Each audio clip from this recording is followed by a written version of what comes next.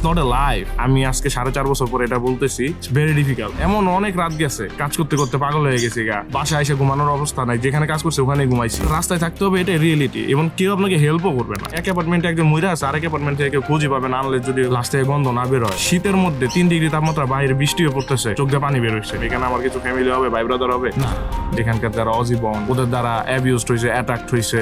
বাংলাদেশে বাপ মায়ের কাছে দেখতে পারতেছেন না, কিছু একটা হয়ে গেলে ইমিডিয়েট যাইতেও পারতেছেন না। বাস্তবতা আসলে খুবই কঠিন।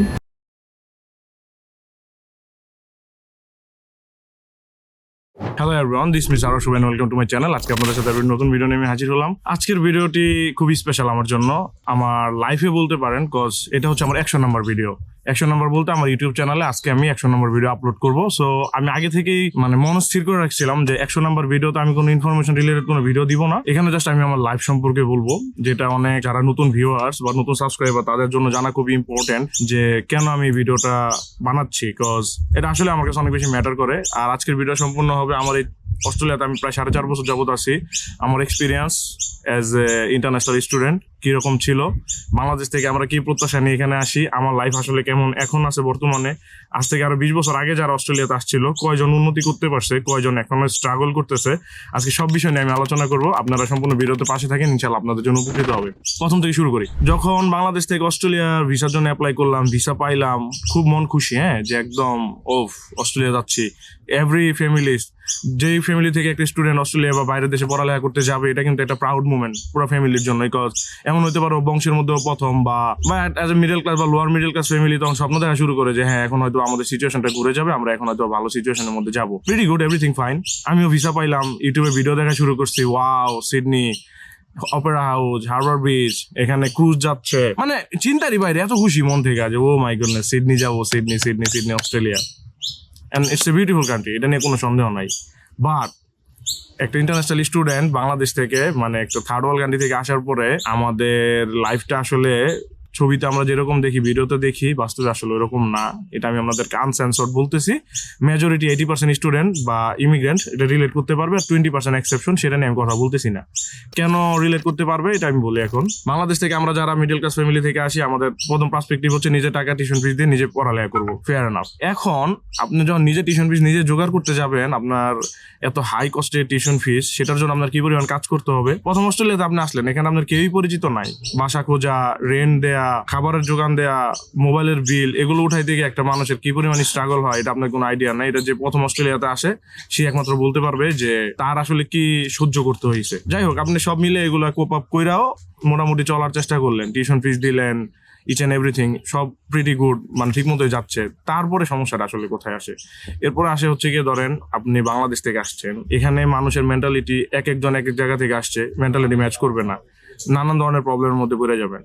এরপরে এই প্রবলেমগুলো রিকভারি করতে করতেই দেখবেন আরেকটা প্রবলেম হাজির। সাপোজ আপনার এক একটার পর এক একটা ভিসা ফি দেওয়া স্টার্ট করতে হবে, আপনি গাড়িতে ফাইন খাবেন, মাল্টিপল থিংস হবে। আপনি কিন্তু মন থেকে আসলে হ্যাপি হইতে পারবেন না।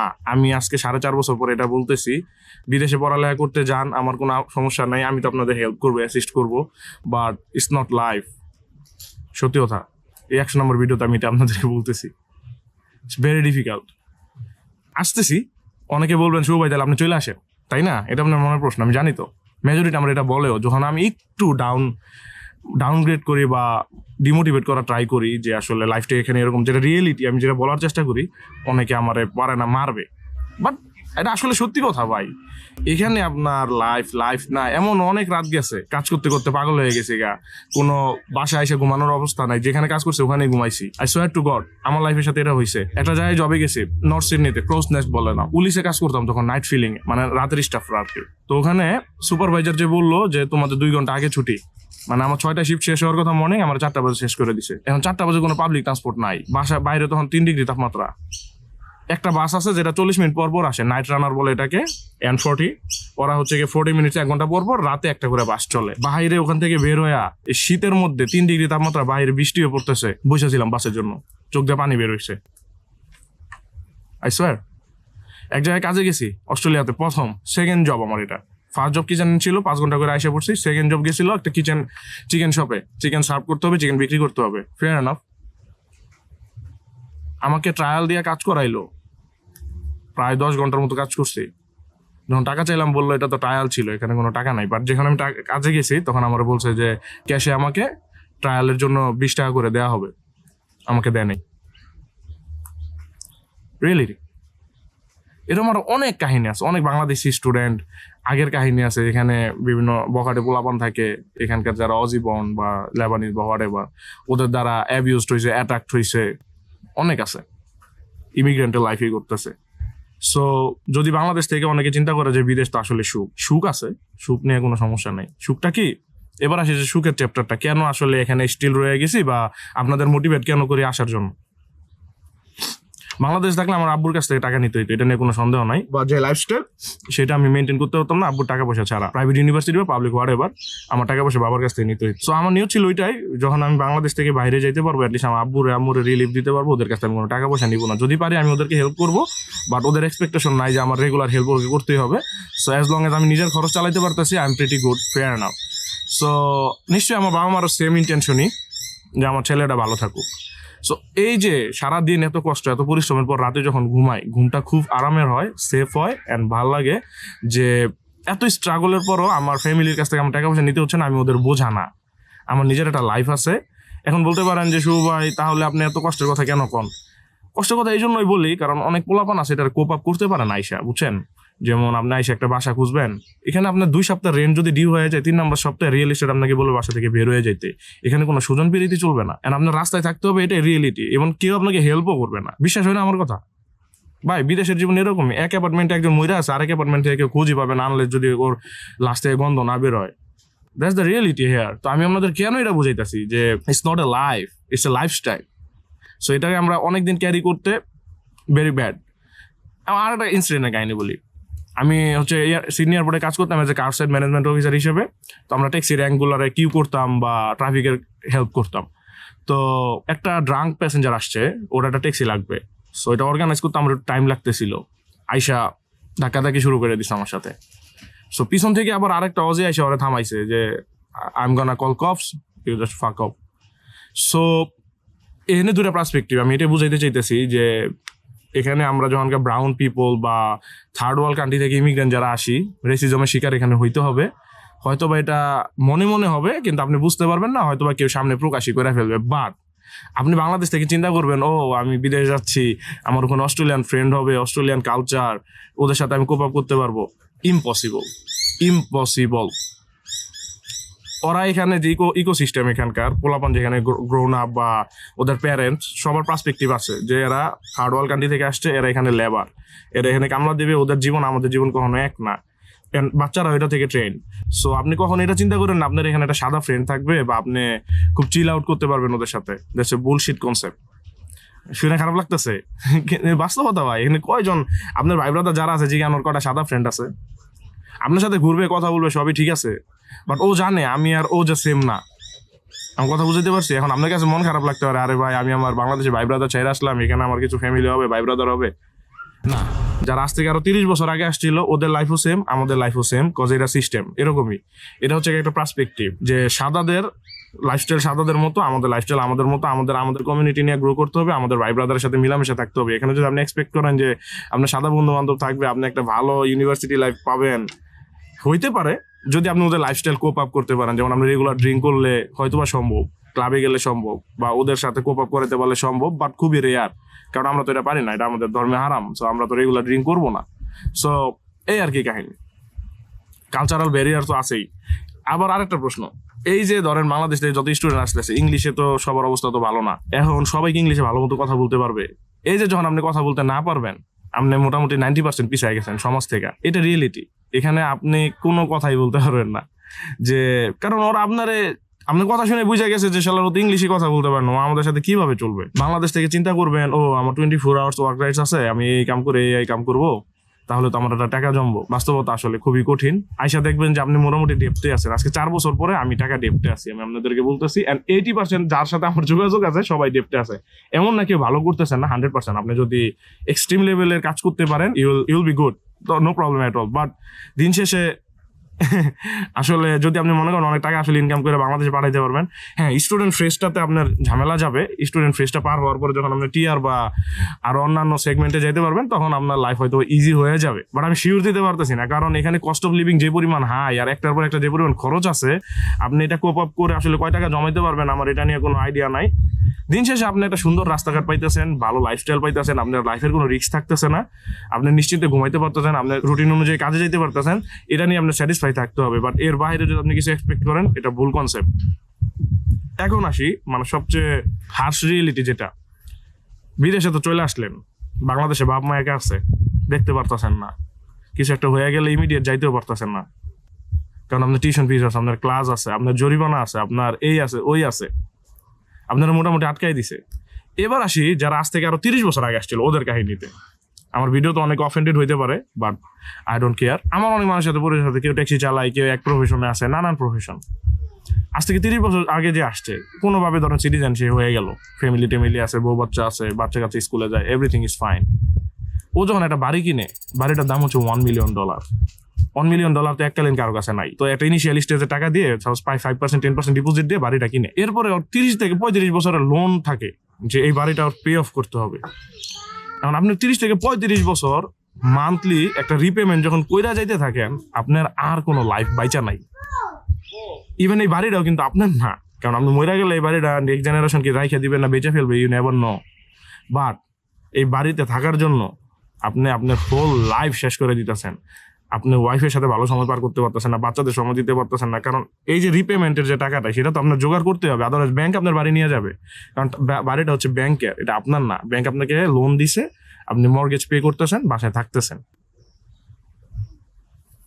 এটা কোনো জীবন হইতে পারে আপনার মনে হয়? বাংলাদেশে কিন্তু আমরা মোটামুটি একটা সেট আপে বাড়িঘর কইরা মোটামুটি থাকতে পারি, লাইফ ইজি। বাট দিন শেষে এখানে আপনি যখন একটা বাড়ি কিনতে যাবেন, বাড়ি নাকি না কি করবেন, আপনি যদি এখানে লং টাইম আজীবন থাকার চিন্তা করেন, এখানে তো গুড লাইফ, থাকতে তো হবে, বাচ্চা কাচ্চা বড় হইতে আছে, ওদের রুম দরকার, রেন্ট আর কতদিন দিব, বাড়ি কিন্তু আপনার কিনতে হবে, এটা একটা সিস্টেম। আর এই সিস্টেমে যখন আপনি পাড়া দিয়ে ফেলছেন, তখন আপনার সারা জীবনের জন্য লোনটা দিতে হচ্ছে। কারণ আপনি সাপোজ 30 বছর বয়সে যায় লোন স্টার্ট করছেন, আপনি 35 বছরের লোন, আপনি 65 বছর বাঁচবেন কিনা গ্যারান্টি নাই। দ্যাট মিনস আপনি লোন রিপেমেন্ট করার আগে আপনি মারা যাবেন। Sorry to say, but that's the reality. So first world country majority আসলে এই ফর্মুলাতেই চলে, এটা ওদের একটা স্ট্রিম। সো এখানে আসলে কোনো কিছু বলার নাই। সো দিন শেষে আসলে আমার এটাই বলা যে অনেক কষ্ট, এরপরও যখন আপনি লাইফে ভালো কিছু করতে চান, আপনার 100% বিদেশ আসতে হয়, কারণ বাংলাদেশে আমাদের অপরচুনিটিস নাই।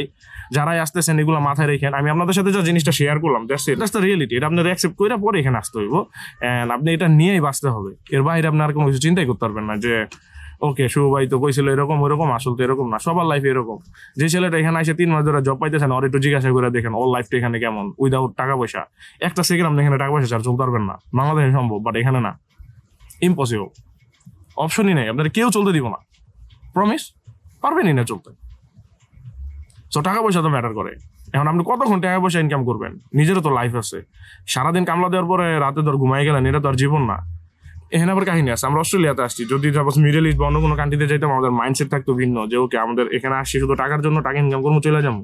বাট এখানে আসার পরে মানুষের চিন্তা ভাবনা থাকে একটা লাক্সারি জীবন হবে, কারণ চোখের সামনে আমি একটা লাক্সারি গাড়ি দেখতেছি, তখন আমার তো মন চাইবে একটা গাড়ি কেনার জন্য। সিম্পল, যেখানে যে লাইফস্টাইল। সো এটা যখন আপনি ফলো আপ করতে যাবেন, তখন আপনি যে আটকায় যান যে আরে ফাকেন, এখন তো আমার কাছে টাকা পয়সা নাই। এখন তারপরে আপনি আবার এই গরিবী জীবন পার করেন। মানে অস্ট্রেলিয়াতে আমরা আসলে লোয়ার মিডল ক্লাস বা মিডল ক্লাস লাইফ পার করতেছি। সাপোজ আপনি যদি উইকলি $1000 ইনকাম করেন, দ্যাটস নাথিং হিয়ার। সত্যি কথা বলতে, আপনার বউ বাচ্চা যদি এখানে থাকে, কথার কথা 2 রুমের অ্যাপার্টমেন্টই যদি নেন, অ্যাটলিস্ট $550 থেকে $600।